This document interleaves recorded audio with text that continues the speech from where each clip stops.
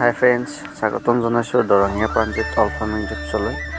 মই আজি আপোনালোকৰ আগত আলোচনা কৰিব ওলাইছোঁ যে এটা ডিৰক পুহিলে আপোনালোকৰ কিমান লাভ হ'ব, তাৰ ওপৰত মই আজি আলোচনা কৰিব ওলাইছোঁ। আপোনালোকে ভিডিঅ'টো স্কিপ নকৰাকৈ শেষলৈকে চাই যাব বুলি আশা থাকিল।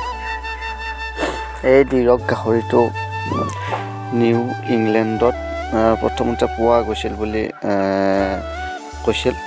1800 চনতেই নিউ ইংলেণ্ডৰ ডেভেলপ কৰা হৈছিল এই ৰঙা গাহৰিটোৰ ৰঙা গাহৰিটোৰ পৰা ডিৰক গাহৰিটো উদ্ভাৱন কৰাইছিল নিউ ইংলেণ্ডত 1800 চনত। এই ডিৰক গাহৰিটো ৱেইট মিনিমাম 250 কেজিৰ পৰা 340 কেজি ওজন পৰ্যন্ত হয়। 250 কেজিৰ পৰা 340 কেজিৰ ওপৰত হয় এই ডিৰক গাহৰিটোৰ ওজন।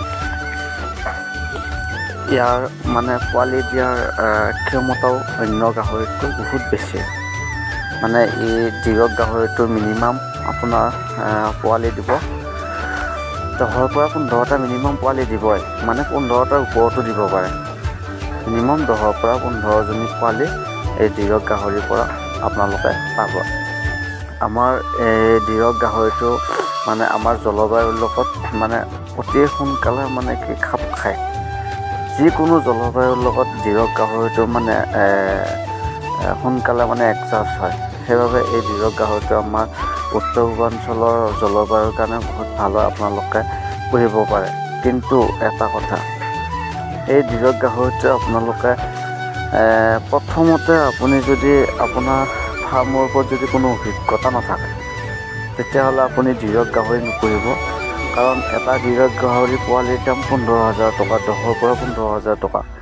আপোনালোকে 10ৰ পৰা 15,000 টকা দি আপোনালোকে যদি 4-5জনী ডিৰক গাহৰি অনাৰ পিছত যদি আপোনালোকে যদি মেইনটেইন কৰিব নাজানে, যদি ফাৰ্মৰ বিষয়ে একো নাজানে, যদি কিবা কাৰণত ইহঁত যদি মৰি যায়, তেতিয়াহ'লে আপোনালোকৰ বহুত লছ হ'ব। সেইকাৰণে আপোনালোকে প্ৰথমতে ডিৰক গাহৰিৰে ফাৰ্মখন আৰম্ভ নকৰিব। আপোনালোকে প্ৰথমতে আপুনি যিকোনো গাহৰিৰে আৰম্ভ কৰিব পাৰে, যেনে হেমশ্বেয়াৰ, লাৰ্জ ব্লেক, চেডল ব্লেক, ইয়ৰ্কশ্বেয়াৰ বা এনেকুৱা অলপ কম ৰেঞ্জৰ 4-5 হাজাৰ টকাৰ গাহৰি আনিলে আপুনি 3-4জনী, তাৰ পৰা আপোনালোকে প্ৰথমতে আৰম্ভ কৰা শিকি লওক। আপোনালোকে ফাৰ্মৰ যিবিলাক বিষয়বস্তুবিলাক কেনেকৈ ডাঙৰ, সিহঁতক কি দানা খোৱালে কিমান ডাঙৰ হয়, কি মেডিচিন দিব লাগে, পেলু হ'লে কি ঔষধ দিব লাগে, কি ভিটামিন দিলে ডাঙৰ হয়, আপোনালোকে এইবিলাক শিকি লওক প্ৰথমতে। তাৰপিছত আপোনালোকে ডিৰক আৰম্ভ কৰক, কোনো প্ৰব্লেম নহয়।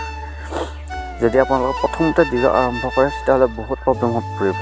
সেইবাবে আপোনালোকক মই কৈছোঁ যে পুহিব আপোনালোকক হাক দিয়া নাই, কিন্তু আপোনালোকে প্ৰথমতে এটা ট্ৰেইনিং লৈ লওক। আপোনালোকে প্ৰথমতে অভিজ্ঞতাটো কৰি লওক বেলেগ গাহৰি পুহি কিনে, তাৰপিছত আপোনালোকে ডিৰক আৰম্ভ কৰিব, বহুত লাভ হ'ব। এতিয়া আহিছোঁ যে ডিৰক পুহিলে আপোনালোকৰ কিমান লাভ হ'ব।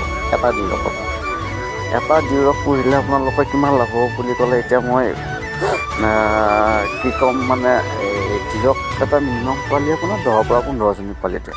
মই চাপ'জ ধৰিলোঁ 15জনী